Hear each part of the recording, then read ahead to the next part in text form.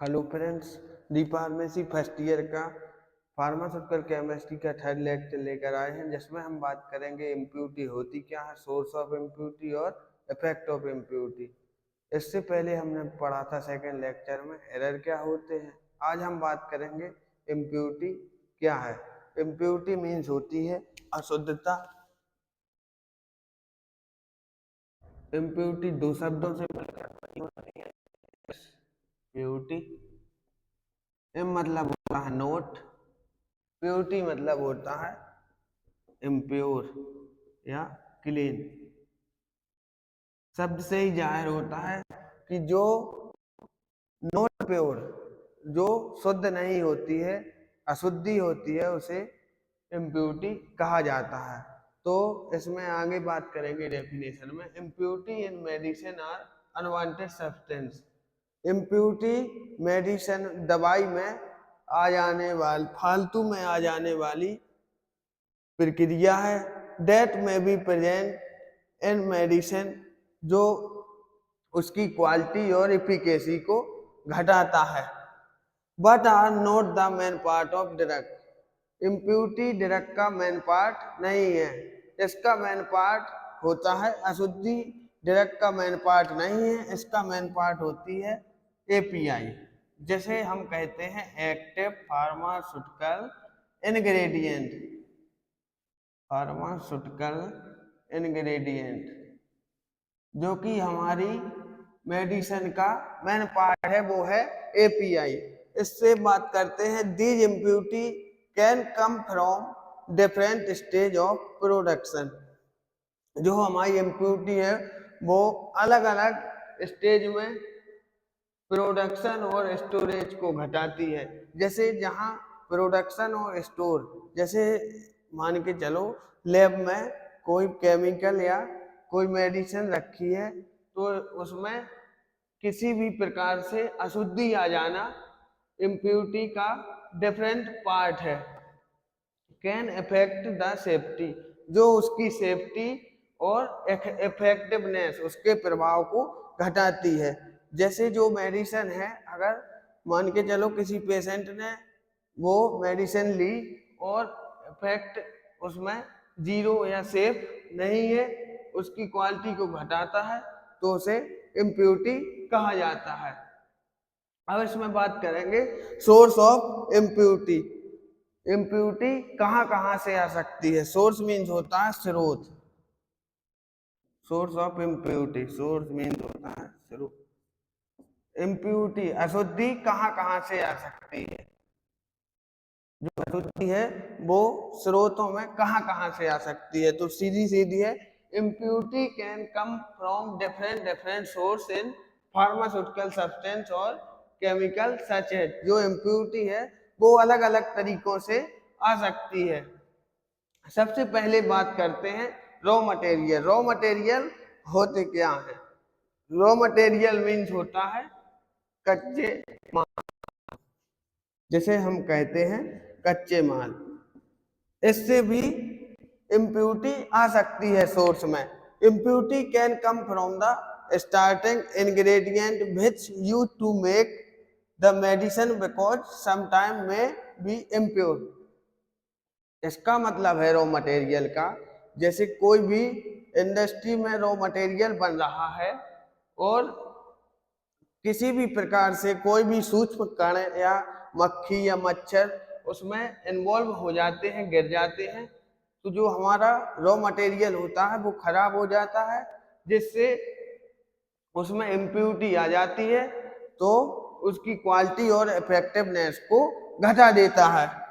इसी में सेकंड है manufacturing process. During the production of the medicine chemicals may be react with each other in manufacturing process.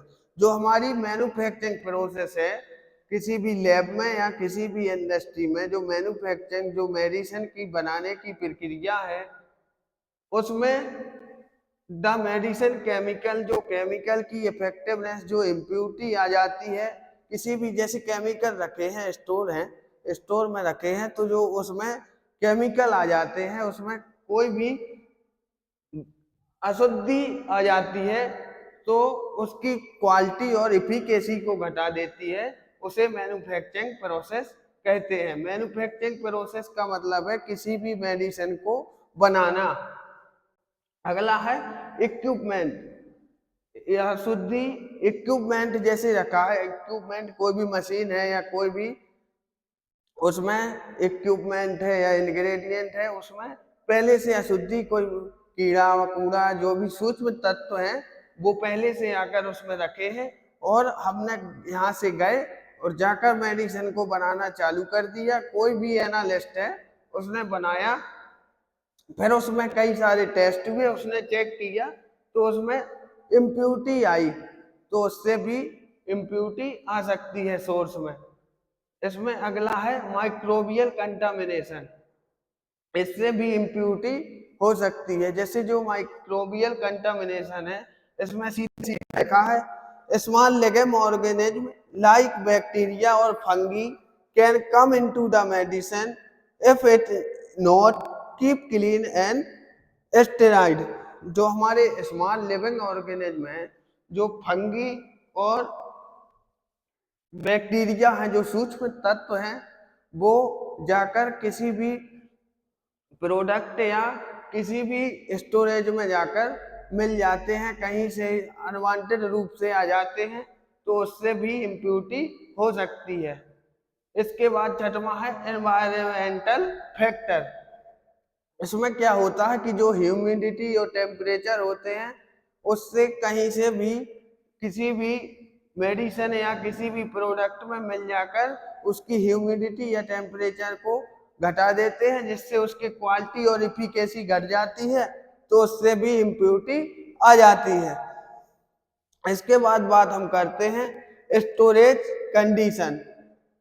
If medicine are stored, जो हमारा medicine या दवाई है वो स्टोर में रखी हुई है, स्टोर द रॉन्ग टेम्परेचर, जो गलत टेम्परेचर गलत तापमान पर रखी हुई है, और ह्यूमिडिटी में डेवलप इम्प्यूरिटी, उसमें कई प्रकार के सूक्ष्म कण आकर मिल जाते हैं, जिससे उसकी इफिकेसी और क्वालिटी को घटा देते हैं।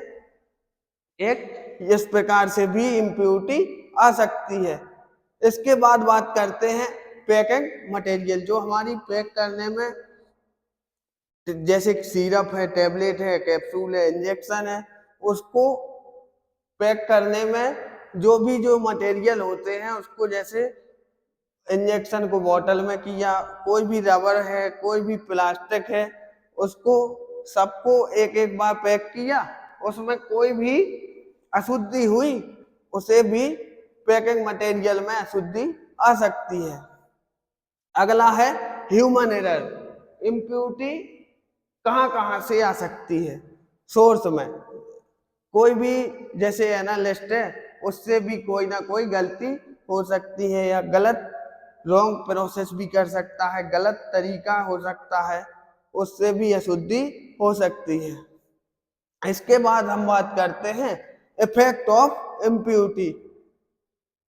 हमारी अशुद्धि आने पर किसी भी मेडिसिन के इफेक्ट क्या क्या होता है, इसमें है इफेक्ट ऑफ इम्प्यूरिटी। इसका मतलब है क्या प्रभाव पड़ सकता है इम्प्यूरिटी का, अशुद्धि का। किसी भी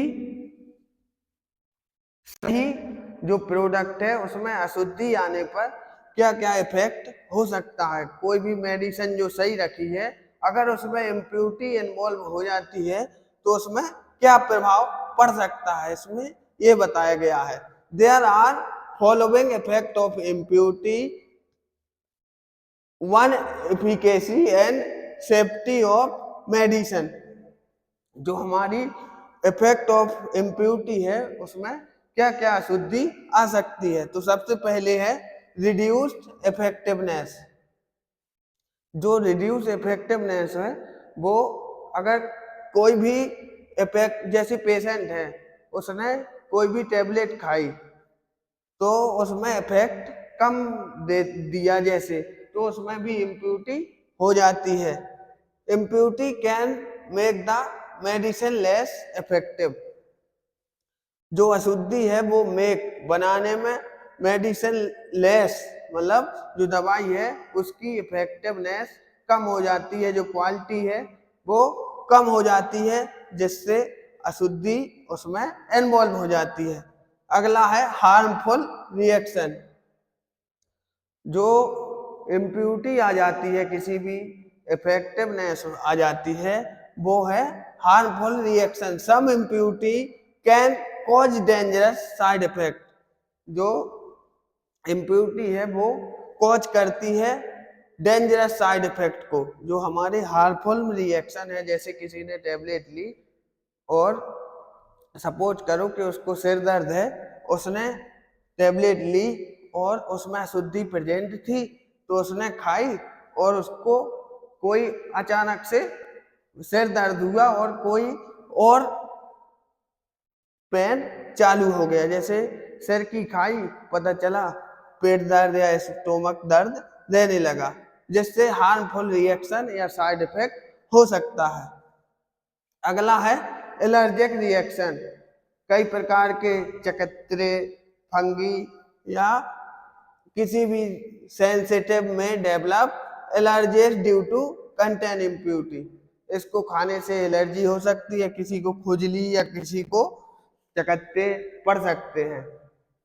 अगला है डिक्रीज स्टेबिलिटी। जो हमारी किसी भी टेबलेट की जैसे एक्सपायरी डेट 2000 जैसे 26 है मान के चलो, तो उसकी जो डिक्रीज स्टेबिलिटी है उसको घटा देती है। जैसे किसी भी सही प्रोडक्ट में अगर इम्प्यूरिटी आ जाती है तो उसकी स्टेबिलिटी को घटा देता है। जैसे उसकी 26 है एक्सपायरी डेट, तो उसमें उस इम्प्यूरिटी आने पर वो असर कम कर देगी और अपना इफेक्ट शो नहीं कर पाएगी उस तरीके से।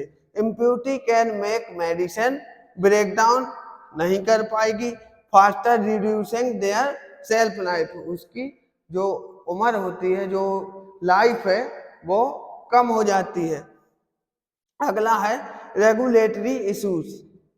If too many impurity are present the medicine. जो एक दवाई है उसमें अगर उसमें चेक की जाती है कि इम्प्यूरिटी है, तो वो मेडिसिन फेल कर दी जाती है। उसकी स्टैंडर्ड अगर सही नहीं आ रहा है मेडिसिन का, जैसे कोई एनालिस्ट है उसने चेक किया, बड़ी बड़ी लेबोरेटरी में चेक हुआ और उसकी जो क्वालिटी है या स्टैंडर्ड है वो उसकी मेडिसिन के अकॉर्डिंग नहीं आ रहा उसका स्टैंडर्ड, तो उसको not be allowed for sale.